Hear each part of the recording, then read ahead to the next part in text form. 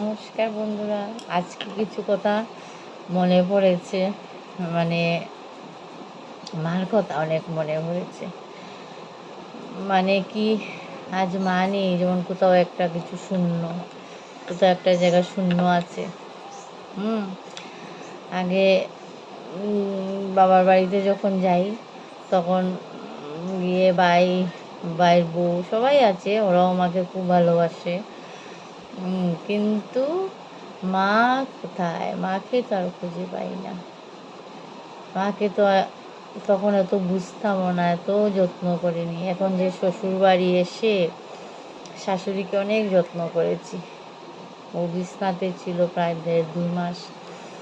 ওকে সব কিছু করিয়েছি, একদম খাওয়ানোর থেকে ধরে স্নান টান করিয়ে সব কিছু করেছি। কিন্তু মার জন্য তো এত কিছু করেছি। যে মা আমাকে জন্ম দিল, সেই মার জন্য তো কিচ্ছু করতে পারিনি। বিয়ে হয়ে গেল, সময়ে মা বললো আসতে, যেতেও পারছি না, শাশুড়ি অসুস্থ। একবার বাবা অসুস্থ, গেলাম বাবাকে দেখতে। আবার শুনলাম গিয়ে বাবার কিডনি না দুটোটাই শেষ হয়ে গেল। তখন হসপিটালে গেলাম, গিয়ে বাবাকে দেখলাম। বাবাকে দেখার পরে প্রায় সন্ধ্যা হয়ে গেছে, যেতে যেতেই দুপুর হয়েছিল। তারপরে সন্ধে হয়ে গেছে। তারপরে হসপিটালে গিয়ে বাবাকে দেখার পর হঠাৎ খবর গেল যে আমার শাশুড়ি খুব অসুস্থ, শ্বাসকষ্ট উঠেছে। ও পুরা 72 এইজ হবে। ও অসুস্থ। ও অনেক ভালো ছিল আমার শাশুড়ি মা।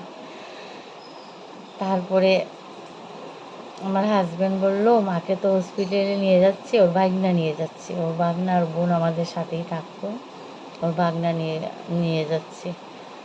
তখন কি করব? মা বললো ঠিক আছে, আগে এখন তোর শাশুড়ি যখন অসুস্থ, বাবারও তোর এরকম অবস্থা, শাশুড়ি তোর বড়, এখন শাশুড়িকে গিয়ে দেখ, কিছু একটা হলে মা কথা থেকে যাবে, চলে যায়। তো আমি ওর তখন বাইকে করেই চলে যেতাম। আমরা হরিনগর গ্রামে থাকতাম। তখন কি হলো, চলে আসলাম। চলে এসে এই আমাদের পয়লাপুরে একটা হসপিটাল আছে লমিনাতে, ওকে অ্যাডমিশন করেছে। এখানে গেলাম। তারপর হচ্ছে কি, শাশুড়ি খুব অসুস্থ। শাশুড়ি মা তারপরে তখন একটু সুস্থ হয়েছেন, কথা কথা বলছেন। বললেন যে কালকে চলে যাবে আবার, যদি সময় হয়। আবার তোমরা গেলে। ছোটো ছেলে ওর সাথে সবসময় থাকতো, ছোটো ছেলের সাথেই থাকতেন। ছোটো ছেলের বউই আমি, আমার সাথে রাখতেন। তারপরে রাত্রে ঘুমালাম। আমার হাজব্যান্ডের কাছে খবর এসে গেছে যে আমার বাবা আর নেই।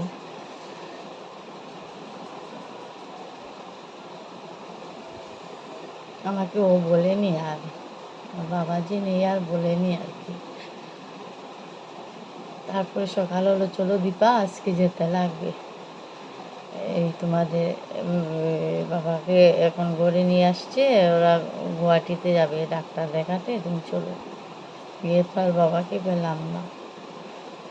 কথা দিন চলে যায় কিন্তু কথা থেকে যায়। এইগুলা কথা মনে পড়লে না এখনও চোখে জল এসে যায়, সত্যি বলছি।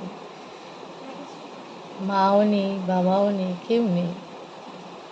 ওইভাবে মা বোধহয় এখন ডাকবে, ইয়ে করবে। যাই হোক, কথাগুলো আজকে মার কথা অনেক মনে পড়ছে। মন খারাপ হলেই মার কথা মনে পড়ে।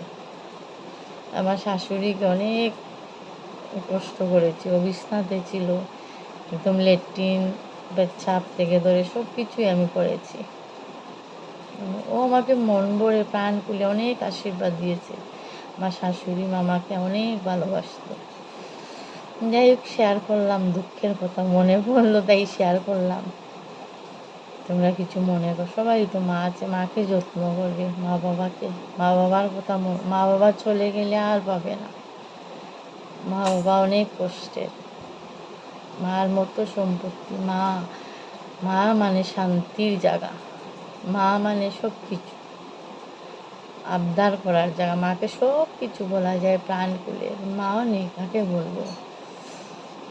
তাই তোমাদেরকে বলে একটু শেয়ার করলাম।